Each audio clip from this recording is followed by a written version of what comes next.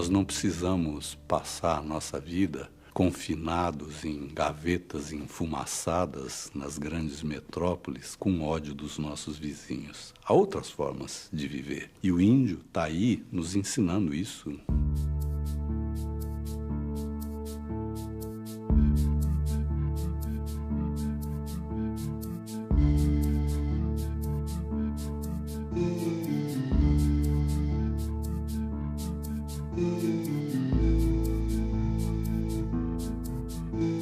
A visão que eu tenho do índio é que ele tem uma diferença ética e estética em relação à nossa cultura que é bastante radical. Você não pode falar em superioridade. Superioridade é uma palavra difícil, mas eu acho que há muito mais integridade nessa relação do índio com a vida. Então, do ponto de vista da beleza, do ponto de vista ético, um índio, desde que nasce, ele aprende a se relacionar com tudo de formas bonitas. Tudo tem rituais, tudo tem formas de manifestação que são muito interessantes. Quer dizer, o índio festeja o plantio, o índio festeja a colheita, festeja o nascimento e não festeja, mas ele cultua a morte, cada uma das coisas que acontecem. As festas dos índios são sempre muito bonitas. E isso envolve, inclusive, uma estética pessoal, corporal. O índio se enfeita muito. O índio canta muito, o índio dança muito, o índio brinca muito, o índio ri muito. A nossa cultura tem uma enorme dificuldade nesse relacionamento, por isso, porque parece que a coisa do índio não é sério nesse sentido que a nossa cultura dá a seriedade, né?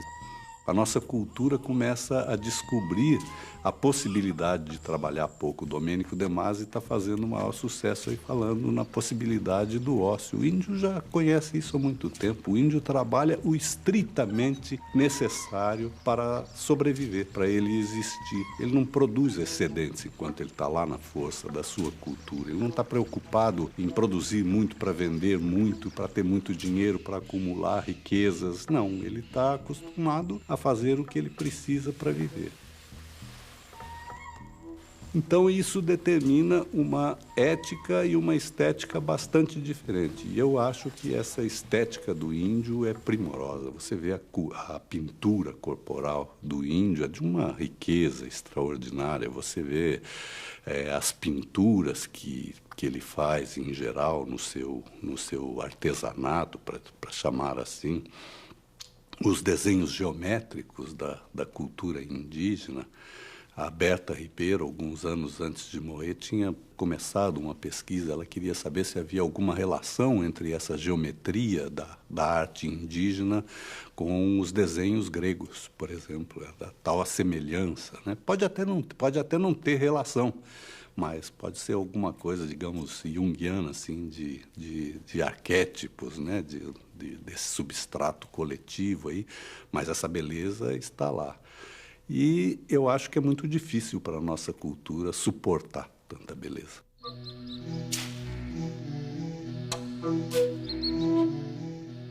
A nossa cultura é uma cultura que foi nos levando a um empobrecimento progressivo nessa ânsia de acumular riqueza e fazer coisas que sejam permanentes e fazer coisas que assegurem, entre aspas, porque não asseguram nada, um futuro, e é uma tentativa de vencer a morte, eu acho, quer dizer, de se perenizar. E o índio não tem essa preocupação. Eu acho que a tecnologia do índio é muito adequada ao seu modo de vida. Por exemplo, não se presta muita atenção no fato de que os índios não produzem grandes aglomerados humanos, não produzem grandes cidades, grandes aldeias. Ao contrário, quando uma aldeia chega a 300, 400 pessoas, a regra, em geral, é que ela se divida. Vai uma parte para um lado, outra parte para o outro, para não sobrecarregar o ambiente que a circunda, para não começar a produzir necessidades que vão mudar a vida para poder continuar vivendo daquela forma que ele escolheu e que é uma forma muito, muito adequada e muito alegre também. Uma vez no Xingu, na aldeia Uaurá, quando fazia uns 15 dias que eu estava lá, eu fui caminhando à tarde para uma nascente que ficava a 1 quilômetro da aldeia. Fui tomar banho e pensando nisso. Eu digo, puxa vida, como a minha vida se simplificou nesses 15 dias que eu estou aqui. Eu não estou preocupado com banco, com pagar aluguel. Tudo fica muito simples, muito direto aqui. E nesse momento eu cruzei com um índio que vinha nu do banho, com o corpo todo molhado e sem nada nas mãos. Então, quando eu bati o olho naquele índio, eu comecei a me olhar de baixo para cima, assim. Então, eu estava de chinelo, bermuda, cueca, camiseta, boné, óculos, uma toalha no ombro, uma sacola de roupa para lavar com sabonete, com escova, tinha uma necessaire onde tinha escova de dente, pasta de dente, sabonete, shampoo, Novalgina, filtro e tal. E começou a me dar até uma vergonha. Eu digo, oh, meu Deus, eu estou pensando aqui que a minha vida é muito simples e, de repente, eu levo um choque como esse, né?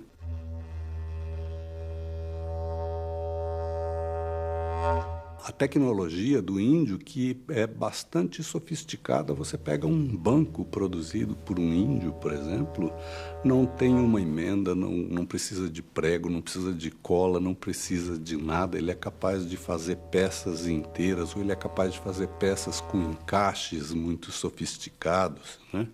Agora, acho que o índio vive um drama, que é o encontro com a nossa tecnologia.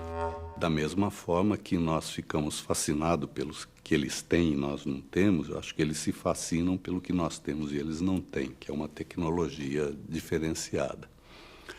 Só que para ter essa tecnologia, cada coisa dessa nossa tecnologia que entra na vida do índio muda a vida dele. Claro que é mais fácil você acender fósforos com isqueiro ou com uma caixa de fósforo do que passar a noite avivando aquela brasa. Claro que é melhor ter um cobertor na rede do que ter que ficar fazendo fogueira. Só que cada uma dessas coisas introduz uma modificação cultural, em primeiro lugar. E, em segundo lugar, vai exigir do índio que ele passe a produzir excedentes para poder ter dinheiro para poder comprar essa tecnologia. Nesse mundo que nós vivemos, aquela coisa tão sofisticada que o índio produz, quer dizer, por exemplo, os seus bancos, a sua pintura, as suas máscaras, tudo que ele pode vender, não tem valor na nossa cultura. Ele passa 15 dias para produzir um banco daquele e depois ele vai trocar por uma camisa velha do Flamengo, né? Então, isso vai produzir um drama, que é o seguinte: o índio se encontra com a nossa tecnologia e ele quer algumas coisas dessa tecnologia. Se ele sai da sua cultura, ele não tem qualificação para entrar no nosso mundo. Ele vai trabalhar como boia fria, como coisas desse tipo, e ele faz quase inevitavelmente uma trajetória que é de... vai trabalhar como boia fria, peão de fazenda, se torna alcoólatra, mendigo, psicopata, por aí, né? Essa é uma trajetória quase fatal. Ao mesmo tempo, a sua possibilidade de viver a sua cultura vai se reduzindo porque o índio vai sendo cercado. Ele vai, cada vez mais o branco vai chegando, o branco chega, de alguma forma ele chega, como garimpeiro, fazendeiro, madeireiro, jornalista, antropólogo, missionário, o branco chega. O índio não tem escolha, não é? E a sua reserva, da qual depende poder viver daquela forma, ele só pode viver daquilo em grandes extensões, ele não pode viver em pequenas extensões. As reservas vão se apertando. Então acontece como o drama dos Kaiowá Guarani, por exemplo, que não podem viver nem dentro da sua cultura, nem fora da sua cultura. Dentro da sua cultura porque não tem espaço, fora da sua cultura porque ele não tem qualificação. Então muitos se matam. Um dos que se mataram era um jovem de 16, 17 anos que tinha acabado de se casar, se enforcou numa árvore e deixou escrito no chão, na areia: eu não tenho lugar.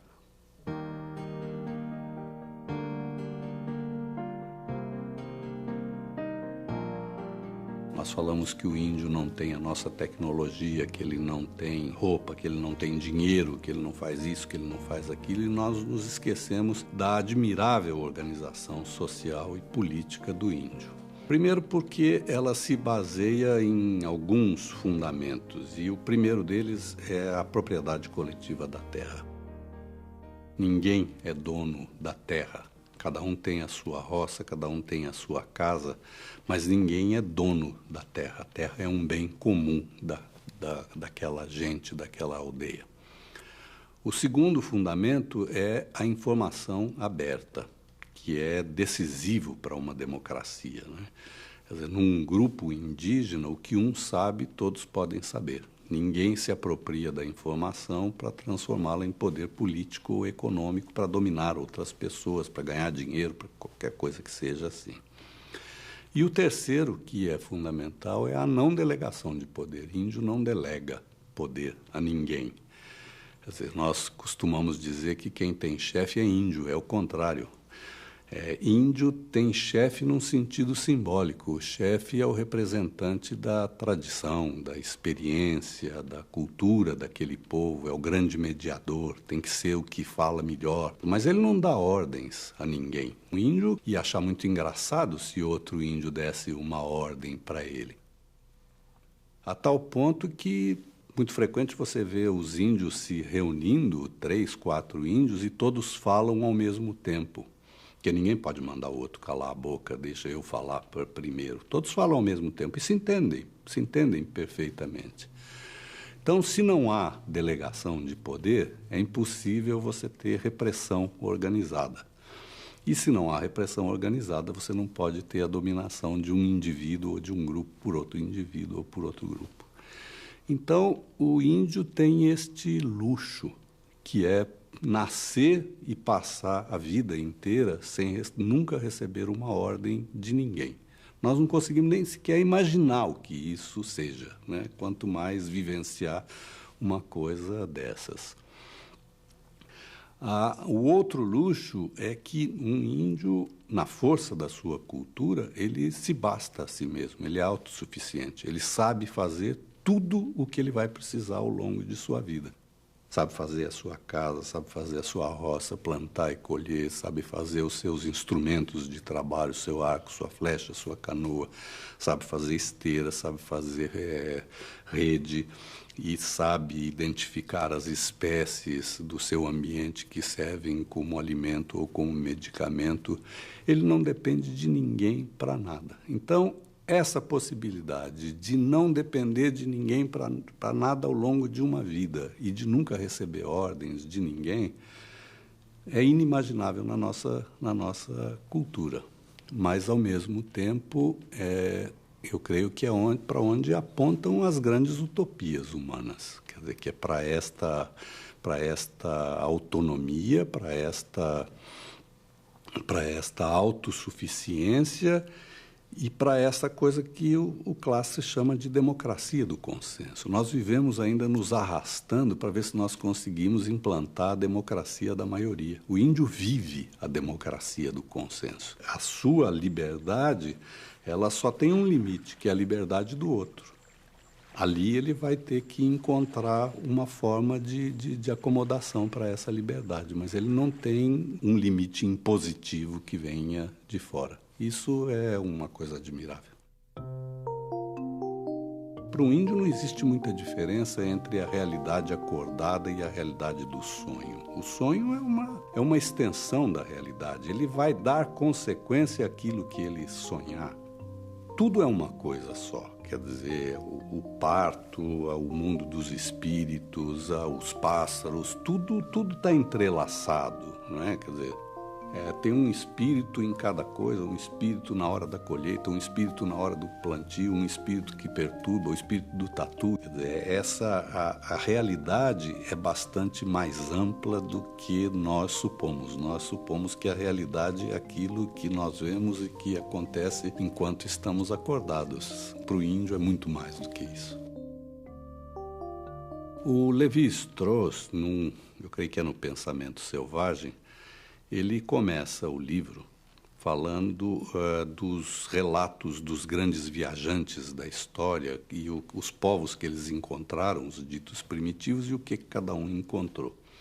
E pega esses relatos para mostrar que cada um deles, na verdade, encontrou culturas que já tinham muito de ciência, já tinham conhecimento científico, seja na apropriação dos remédios, dos alimentos, e que há mais ou menos 12 mil anos o ser humano já havia dominado as principais artes, já dominava a cerâmica, a cestaria, a tecelagem, mas que nesse momento, entre 10 e 12 mil anos, há alguma coisa que não é explicada, não há explicação histórica para isso. É que alguns grupos seguiram por esse caminho, que é o caminho do conhecimento científico, e geraram essas culturas que nós vivemos.